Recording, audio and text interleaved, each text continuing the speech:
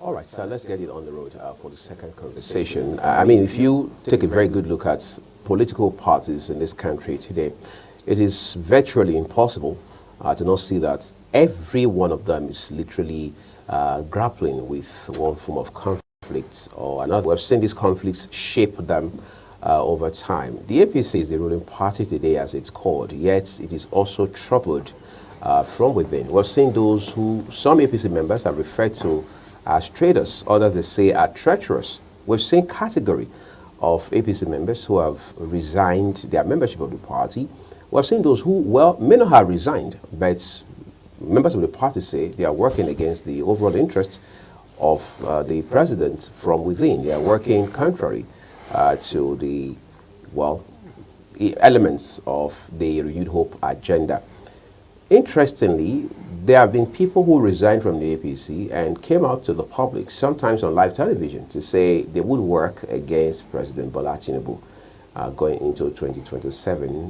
What implications does it all hold for the everyday Nigerian whose only expectation is good governance and, of course, entrenchment of the rule of law? I'm joined by an international human rights lawyer this morning, Barrister Kola Alakwini. I'm trying not to call him Barrister K, but it's all good to see you on the program this morning. Mr. is fine. Thank you. Great. Of course, you follow politics in this country a lot, right? When you look at the way political parties are being run, Nigerians overall get bothered that these parties are not properly aligned in terms of their leadership structure from within. What are your thoughts?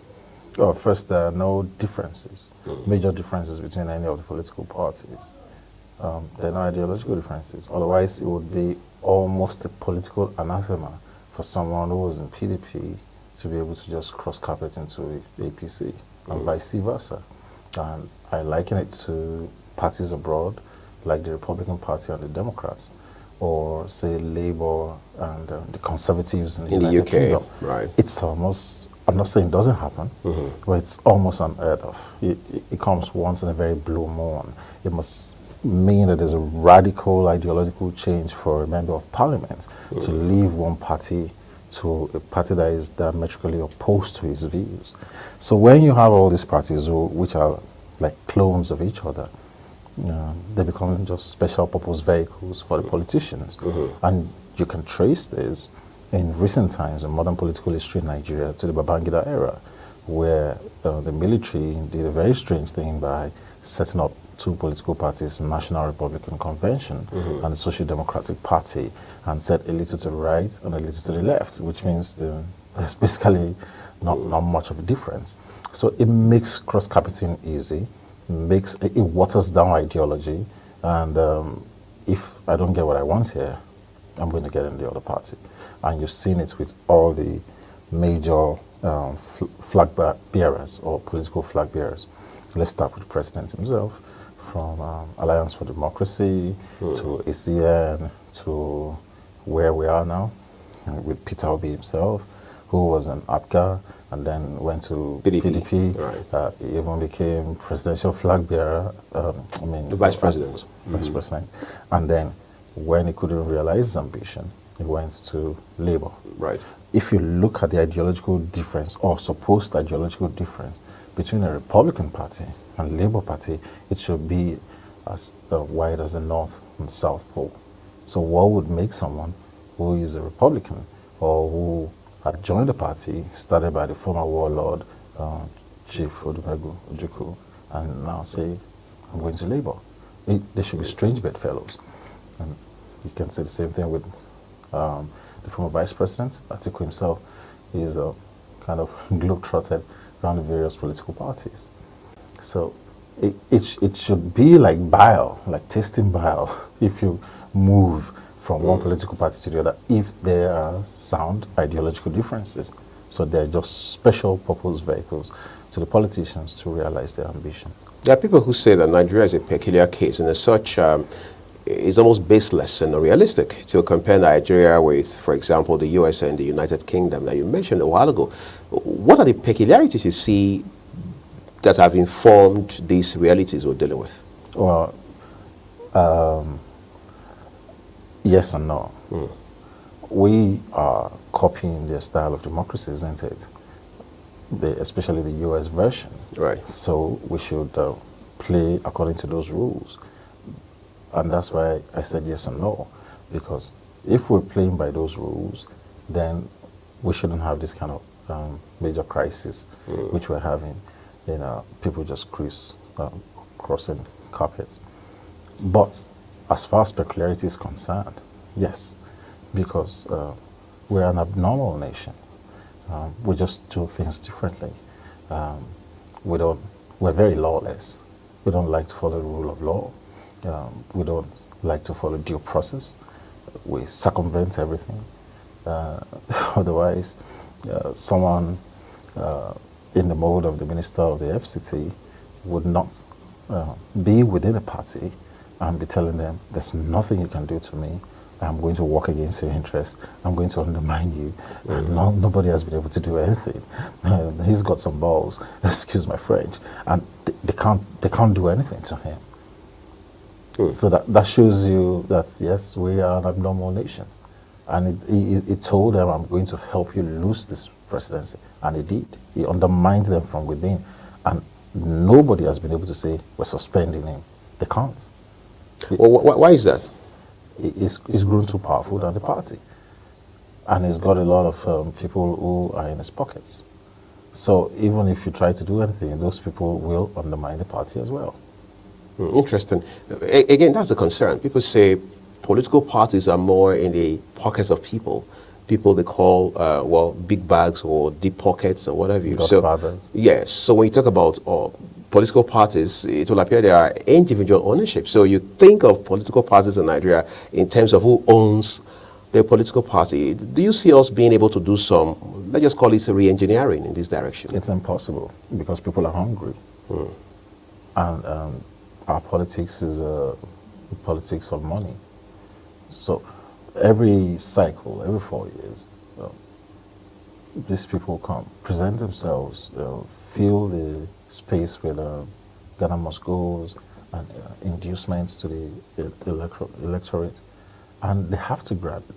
There's a reason why the electorate has been subdued to that level of poverty, so that they're always tied to the apron strings of the politicians. Immediately, people are able to express financial freedom, and they're free. Then you don't have to dance to the tune of the political godfathers. So there's no election you want to run in Nigeria today. Say at federal level, for instance, you need presence in 774 local governments. So you'll find that even some of those smaller parties that emerge, they're not actually emerging so that they can win on a general scale. They're emerging so that they can negotiate. And then you see a lot of them on the eve of the elections. Collapsing their structures. And say, we're going to work with this person, right. etc. Otherwise, and also you find out that our electoral systems are weak. It's deliberate. Because once we have a robust electoral system and we're able to choose who we want on our own terms, then the politics of money disappears. So it's a catch-22. The present crop of politicians will never allow the electoral system to be so robust. Let me give you an example. Why do we, every 4 years or every electoral cycle, have to budget so much money for police? Look at the obscene amount of money that was given to Professor Yakubu, and it delivered a deeply flawed election. Servers were crashing. 2023. 2023. So even his predecessor, the biometric card of the former president, his wife, and his mother-in-law wouldn't recognize him. And I just listened to an interview where he said, at that point in time, I should have cancelled and say something is really wrong. Go and fix this. If the biometric system put by the electoral body does not recognize the president, that is shocking. So, those are the issues. And then when you think about the obscene amount of money that was poured into those elections, then you come to his predecessor, Professor Yakubu, who had promised heaven and earth, how everything was going to. We were hearing all sorts of terminologies like IREVs and servers and this, and then all of a sudden those servers collapse, etc. So the present crop of politicians would ensure that people don't have that independence to choose, because once you have a robust electoral system and you're able to choose, there's no need for money anymore. So they kept on saying, oh, you cannot allow this. There's no reason your phone or these new gadgets, they all have facial recognition for you to access your bank, which is about the most secure organization where you store your money. Right. Nobody can access your phone if it doesn't recognize you or there's no biometric.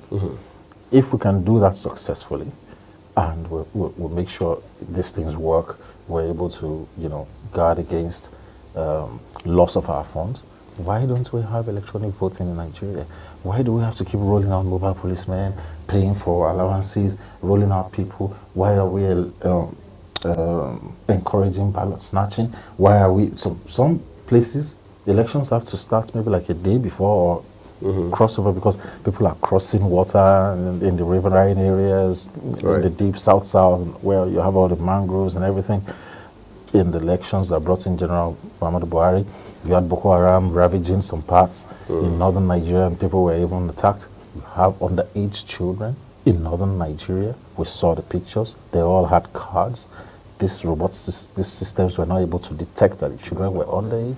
So these are deeply flawed. If we're able to do biometrics and everything, and people just sit down in their homes and just cast their vote. The NBA has been doing it for about 10 years now. Right. It's quite a complicated situation. I mean, you have talked about very extensively the electoral process, how flawed it is. Recently, the calls for the president to be stripped of the power to appoint the chairman of INEC and all the resident electoral commissioners has become even louder and more vehement. Would that answer some of the questions we ask? Because the first name of INEC is independent, Independent National Electoral Commission. Right. And we saw, if not for the outcry, in the last the elections, I think it was the second Buhari elections or so, where 2019, where he appointed, it was it 2019? The first one was 2015. 2015, right. 2019, where a couple of months before the elections, he appointed his niece as an INEC commissioner, and there was an outcry from civil society. This person is your niece, and you actually grew up with her mom. So you could see all the gatekeeping and safeguarding they were trying to do. You might think it's innocent, but it runs deeper than that. If the president is allowed or able to appoint his niece, and if people were not vigilant, and then they say, oh, she's going to be in the office, she's not going to be on the field, she's not going to be in a position to influence policy or something. Bollocks. You saw the same way the president was able to muscle his way and remove the former Chief Justice of Nigeria with an ex parte order from a very obscure court that ordinarily people don't even hear of. So these are dangerous things for us. There has to be complete independence if we want a completely independent work. The chairman of INEC is, even though it needs to go to the National Assembly and it has to be, ratified and all, still would feel immensely grateful to the president. That's why all of them keep saying, oh, I thank the president for this opportunity to serve. I thank this. How do you bite the fingers that feed you?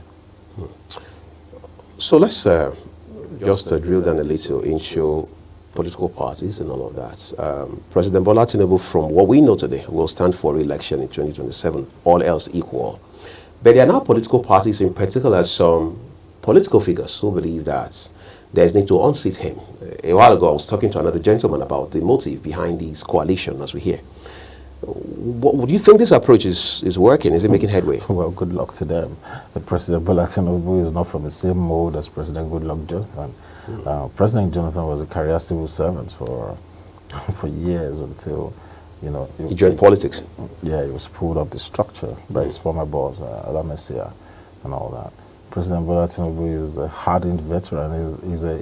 He's now like a career politician since he left Mobile.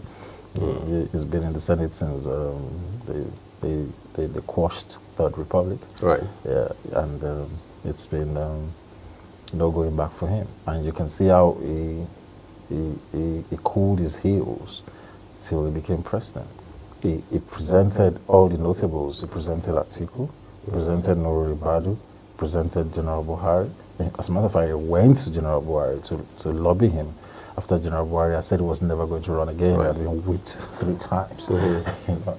And in the famous Abeokuta declaration, the translation, the loose translation was I went to Kaduna to go and see him, and I told him he would run again, and he said, no, I'm not running. He had even wept on TV after he lost and said he wasn't going to run. But President Tinubu was able to devise that formula and say, you are not having a handshake across to Niger. You're deeply popular in the north. You have a cult following. You're always returning like 12 million votes, etc. But you're clannish. People are not voting for you across the country. You need a geographical spread, two-thirds, etc. And broke down the formula to him and said, we can form a merger.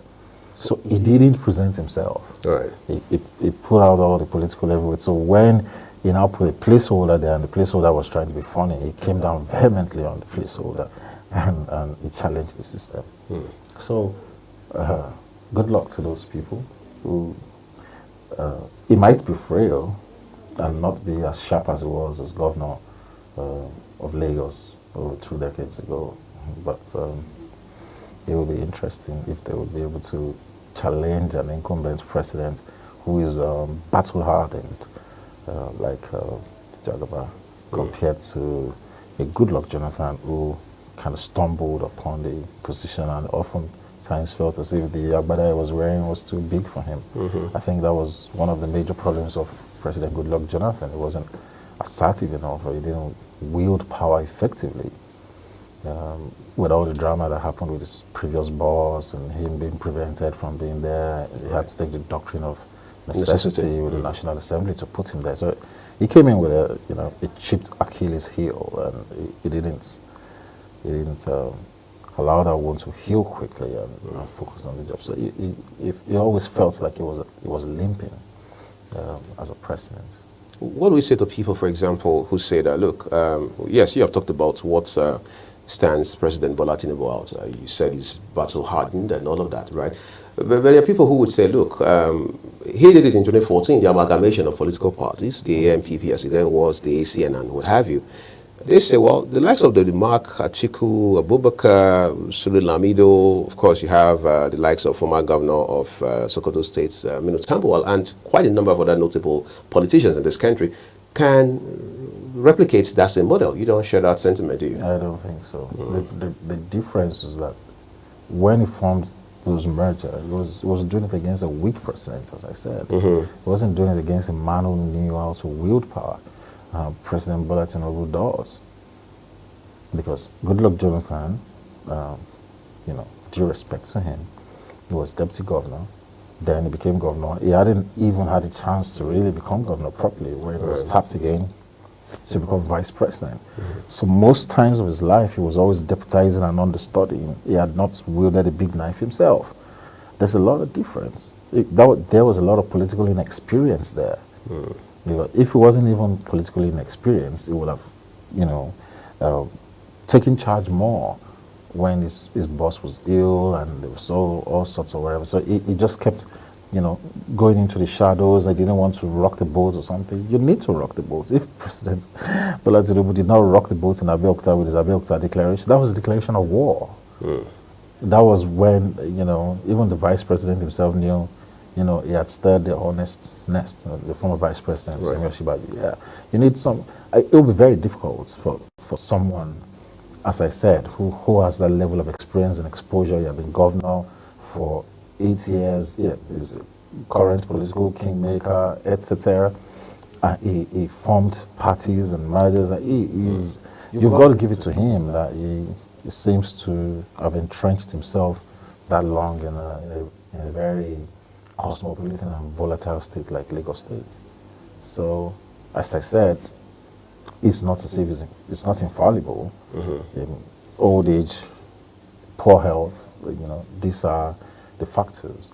And it's only God that owns life. Who knows who's going to be alive in 2027? Even we pray for good life or good health, but nobody knows the future.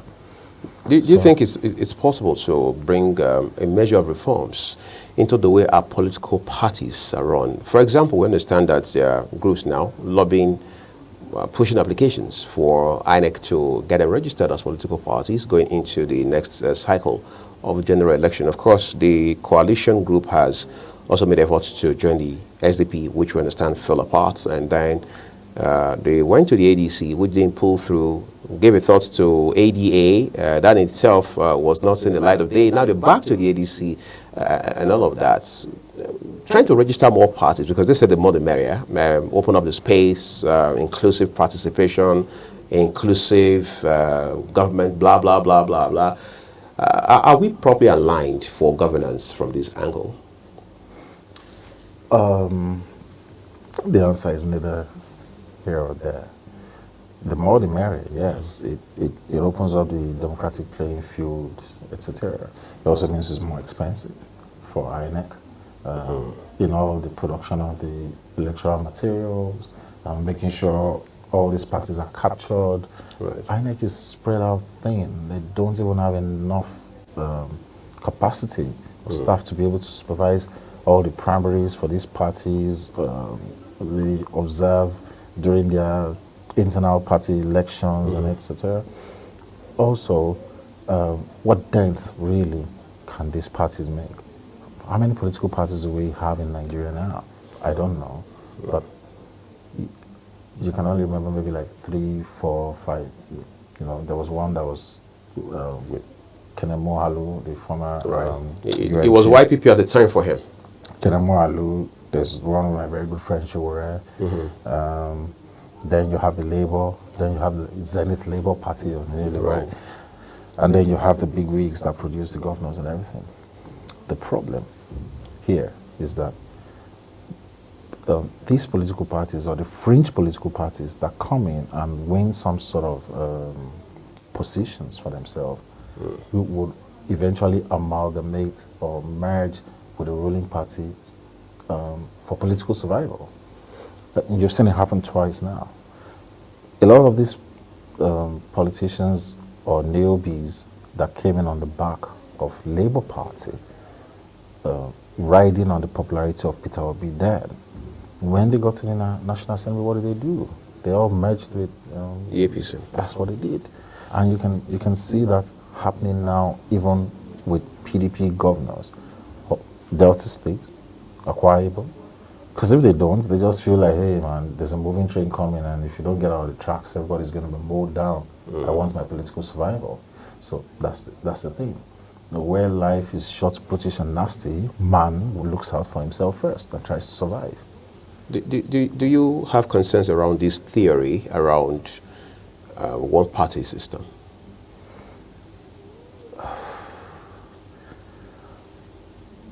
I'm not comfortable with it. I think there should be voices of dissent. There should be different opinion. But that's just me talking. I don't know if maybe a one-party system might even be good for Nigeria. Take, for instance, China. China is a one-party system. Right. Which emerged from the days of communism, and see where China is. We need to develop a system that is indigenous to us. And you think we don't have that right now? Not yet.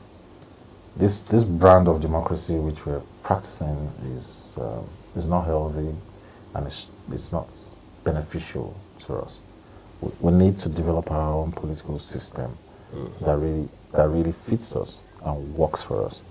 We had one before, but it wasn't allowed to thrive and survive. And that was option A4, that produced what many recognize as the freest and fairest election ever in the history of Nigeria. So until we're able to develop something indigenous that really works, so maybe we're going to go back to option A4. There must be a reason why we never went back to option A4. And that reason is because a lot of political heavyweights were flawed. Right. So as I said, politicians would not want to allow that level of freedom to the electorate to be able to choose. So you see, those are the issues. If we agree that June 12 was the freest, fairest elections ever, why haven't we sustained option A4 and make it work for us? Why are we, all this, we're just busy chasing air. First time. Well, there are people who have said that we need to de-emphasize money in our politics. That doesn't seem to be something feasible, at least in the short term, given the amount of money that goes into politics in Nigeria. For example, there's now some projection that post 2027 general election, litigation could go as high as between 500 million and 1 billion. It's already right the case, right? So that's already the case now. Most gubernatorial or presidential elections, they don't cost less than $1 billion naira. all the way from the tribunal to the Supreme Court. They don't cost less than $1 billion. Probably it will cost more now. Anytime you're running for office, you have to make sure that you set funds apart for that. For legal, yeah, because the other party, it's not everybody who's going to be like Goodluck Jonathan that'll say, hey man, I'm not going down this route and no blood of any of my citizens worth spilling. Some people just like to play spoilers, and they'll play the spoiler all the way to the Supreme Court until you're able to negotiate with them. Let's again talk about the internals of political parties. Somebody was saying this morning that even for some area council election in Abuja here, councillors were, would-be councillors, aspiring councillors were buying nomination form for as high as 1.5 million. Now, the logic behind that is to say that this person is naturally expected to whip out money from their breast pocket, for example, to pay for all of these processes. And then you expect them to get into office and not find a way to recoup whatever they had spent while they were vying for office and things like that. And then on election day proper, you hear of things like vote buying and all that. In 2023, we heard that vote buying had evolved from what we had seen in 2015 and 2019 cycles. There's a lot to be cleaned up. A lot of house cleaning here is required, for example. How much of work do we have in front of us? Oh, a lot of work. Even the APC sold the presidential funds for 100 million naira. Right. So these people would generally go in there and that's the first thing they want to recoup. So there's a lot of work that we have to do. The question is, do we want to do the work? That's the thing. It's not unusual for money to be a part of elections. Logistics cost a lot of money. Renting the halls, driving the campaign train, but what some countries do, and I like to use the two countries which we have practiced the kind of democracy which they've given us, the British and the Americans. So there's a cap on it. There's how much you can't spend above a certain limit as an individual in the U.S. elections, for instance. Right. And all these donations are made public, and that was why there was a lot of public outcry on Elon Musk and the amount he donated, and how he seemed to be trying to dominate and being ever present in the Oval Office until things went awry between him. President. Exactly, and you see that in the UK as well. There are more silent donors in the United Kingdom, but it doesn't mean that they don't lobby fiercely behind in the parties and everything. So it all just depends on how vigilant and alert the regulatory bodies are. Here, we're a cash economy, so it makes a lot of things difficult. You don't have it. And that was what Emefiele was trying to do craftily, and it blew up spectacularly in his face. The former governor of CBN, it was ridiculous and abominable that a governor of the Central Bank of Nigeria would ever contemplate descending to the arena of politics. What's he been the governor of the Apex Bank? Yes, his boss never never sacked him, never questioned him. Where did he get all that kind of money from? Where did he even get that audacity from to think, having access to a lot of funds must really do something cookie to a lot of people in the head, and he thought it would. And now, him being one of the participants, so to speak, now tries to shut the door or make it difficult for the others by changing the currency, the color of the currency, and etc. It would have been a very mean president if he had come out, because the kind of stuff that he was doing then, it was playing dirty politics. Already showed that if he was given so much power, nobody would have been able to control him. So those are the issues. Those are the issues. We really need sincere people, to be able to be gatekeepers for us and ensure that this works. In the events that one man who is not even supposed to be in the political race now goes in there and tries to muzzle the other people, that's crazy. If he had done it from an independent position as CBN governor, and then maybe So people have been able to believe in him. As I said earlier, it's a cash economy. We just see Ghana must goes flying around. When Emefiele tried to do what he did with Naira by changing the currency, and people just simply switched to dollars. And you can see the price of the dollar went up in the black market. And the political savvy ones were using bitcoins and all sorts of digital currencies. We're taking a break real soon, but I want to talk to you about something else. We've seen a handful of governors move from their parties, particularly the PDP, to the APC. In fact, we are hearing now that a few more governors will move. One of those governors that have been named is Bayelsa State Governor Doyodiri. Is it not possible, or is it not the case even, that it is the internal conflict within the PDP that redirects, so to speak, these governors into the fold of the APC? Do you want to take the question now after the break? Yeah, we'll do that before the break. Yeah. If the political parties were safe and everybody was happy, Right. then nobody would be thinking of migrating, so to speak. Once there's a division and you're unsure, first and foremost, it's the fight for political survival. Will I come back? Will I be able to elongate my tenure? Or will I be able to finish the projects and the legacies which I want? And if you see that, whatever is happening in your party is not going to allow you to do that, and the other party say, hey, okay, come join us, we're going to ensure that you win, you will jump ship. It's very simple, because we don't resign in Nigeria. That is the unfortunate thing. If you know that there's a crisis and the other party is vile to you, you are ideologically different, why should you go for a second term? It's not compulsory. You could have just said, hey, thank you very much, I've had a good run, this is it for me, instead of going to the... But we don't play principles, party principles or politics of principles. No. We hardly resign. So even though when people do the honorable thing and they resign, it becomes huge news and everybody is confused on how to handle it. Because we don't do such thing. We don't encourage people to do the right thing. Well, maybe the right thing to do at this point is to quickly hit a break in the course of this conversation.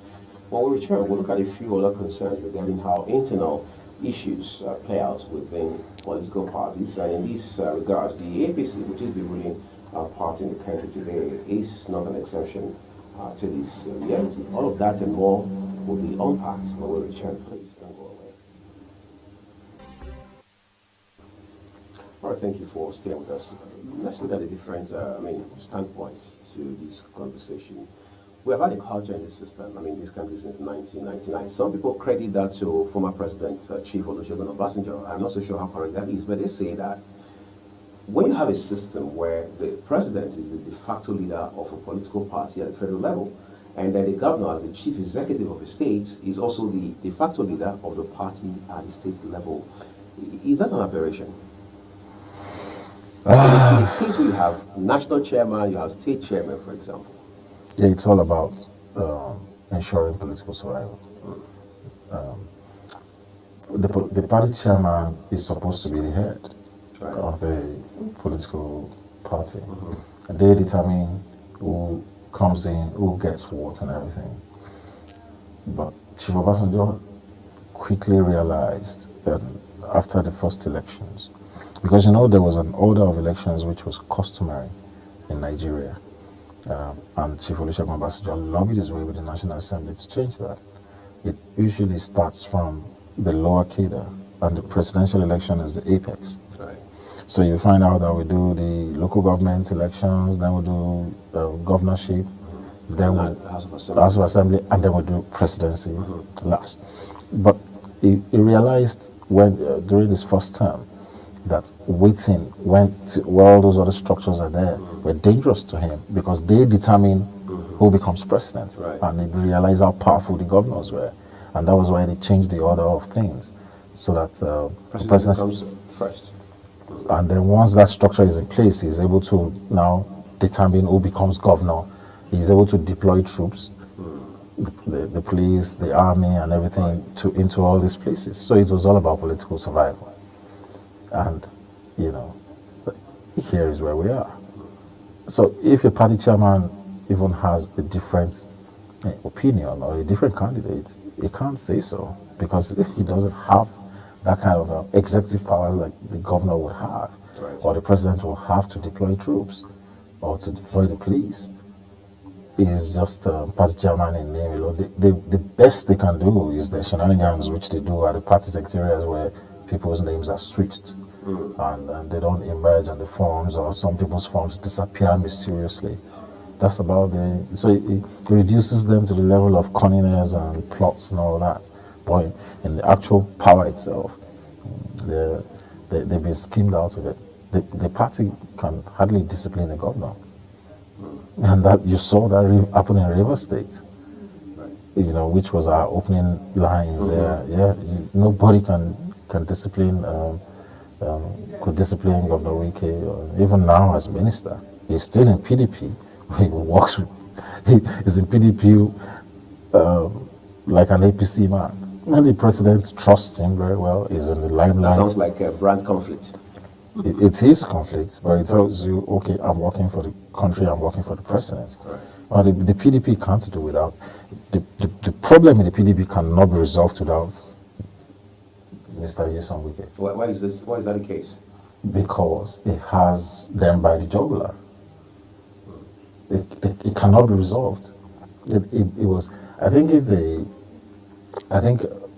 the political strategy of the former vice president has shown that he made a huge miscalculation by making an enemy out of Nyesom Wike. He probably, or people will probably have told him, hey, this guy is very assertive. You're going to have challenges in controlling him, etc.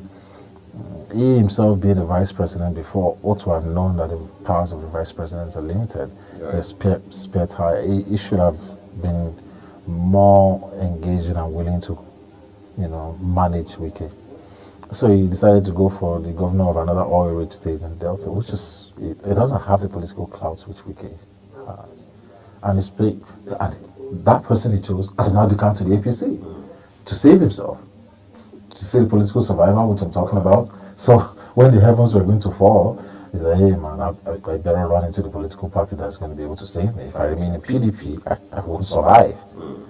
And it will have, been harassed with EFCC, the normal tricks in the book would have been flung at him. But, even Wike himself, gravitated towards APC. He might not be a card-carrying member of APC, but he's as APC in his blood as ever. Because he would always ensure that the president is in good light and he works for the president. Let's talk about the way political parties throw up candidates, the selection process within the parties. They call them primaries, for example. We have always heard and seen and read about cases of obscurity, lack of transparency in that process. We have seen cases where INEC would categorically say, well, we do not endorse the process that produced so-and-so candidates. And things like that. So they call it cash and carry kind of politics, where a candidate comes from nowhere with deep pockets, buys particular support in the party, and things like that. What more do we need to do to help, if you like, rework that aspect of our politicking within political parties, where the best man wins tickets, not just because you've been there long enough, not just because, the godfathers have anointed you, as they say. Well, INEC itself is deeply flawed. They need to re-examine themselves and decide who and what they are. INEC is supposed to be a regulator.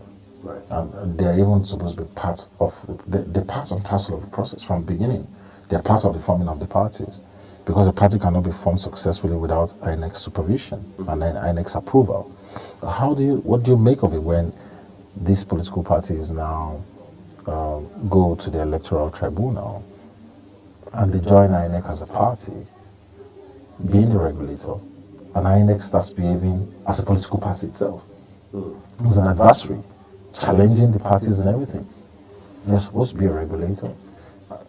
Speak the truth to power. Tell the courts the truth. Then INEC becomes so difficult, and maybe in swearing one candidate in or in providing one information or the other, INEC now starts holding itself out like a political party itself, and you start wondering, is INEC an adversary or a supervisor? So it starts from the regulatory body itself. then it goes. If who goes to equity must go with clean hands. If the regulator himself is deeply flawed, how do you supervise and control the political parties? And how do you ensure that the right candidates emerge from those political parties? And then the political parties, and I said earlier, people are hungry, and it's deliberate, because that's the only way you can control the people. If you don't have a robust system in place, like the option A4, which I talked about, you are going to have the cash and carry, or carry go kind of politics, which we're talking about. Because if people are hungry, and the only time they see you is once every 4 years, they're going to milk you when that period comes. And if you're prepared for them, you just, it's like throwing the corn, and all the birds and all the fowl just go after it. That's it. It's going to be very difficult if we don't have, a robust system in place where it's not all about money. If we don't have a system in place where everybody is independent, or at least majority of people are independent, and they don't have to keep looking up to a politician to solve every issue for them. Once the electorate is dependent on politicians in their personal capacities to solve their problems, you're not going to get the right person there. Our guest earlier this morning talked about how that one of the challenges we're dealing with right now, especially now that we're having this conversation around 2027 election, is that we still have the old guard in place. So he says until there is a shift, maybe a very radical one, from what it is today, away from the articles, from the OBs even, all right, from the Tinubus and the likes, we're not going to get it right. So let's use that as a basis to talk about youth participation in politics, for example. Is that coming on strong? Well, General Babangida tried to weed out the old breed. Remember that time, the old breed and the new breed, and they put the Yaraduas of this world in jail. Yaradua, Babade Dibu in Ibadan, and a couple of others. They just rounded them up. It was military regime, and put them away. Cancelled the elections, and then that paved the way for Chief MKO Abiola and a couple of other people to emerge. And what happened? He became law unto himself and still cancelled Chief MKO Abiola's elections. I hear about it, not too young to run bill, etc. It's like affirmative action, isn't it? Trying to help them get a foot in the door and all. The answer is neither here nor there. If you have a child who refuses to walk, and every time you have to keep picking up that child and everything, you're probably going to delay the process of walking. But if you show the child how to walk, how to crawl, how to get down the stairs, they're probably going to learn faster. So we must allow an environment without necessarily giving them handovers, where the youth are able to organize themselves and break through this system. There's nobody as capable intellectually like the Nigerian youth to break into politics, and they can run rings like around this older generation of older men. And you saw it happen with NSAS when we had this pivotal movement in Nigeria, and the old guard were just responding in an analog way, and these kids were running circles around them digitally until the use of brute force was used to clamp down on them, and send in the army and just massacred people, until then were they able to crush it. So I think if the youth are allowed to expose or showcase themselves with the use of technology, IT and everything, and that's the reason probably why it is biometrics and voting with our phone and using facial recognition and everything is not being deployed by the old guard, because they're scared. They're very scared of technology. You're surprised how many of them, a lot of them can just basically send text messages on their phone and WhatsApp. Lots of them don't know how to use the computer or the internet. Everything is done by their secretaries. So technology confuses the older generation.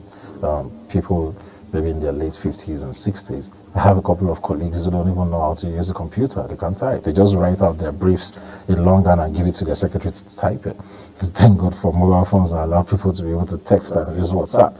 So that might be a way out.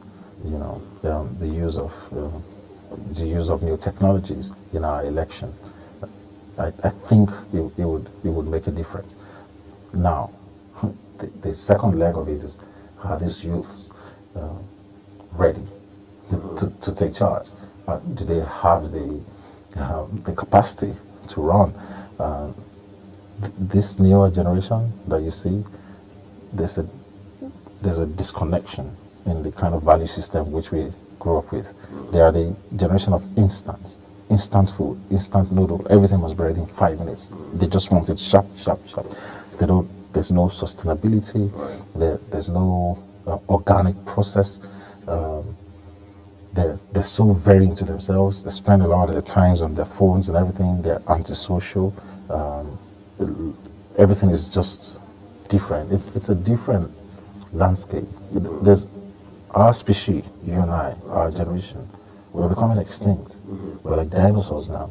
These new human beings being formed are very different, and they think very different from the way we think. So, are we prepared for that change?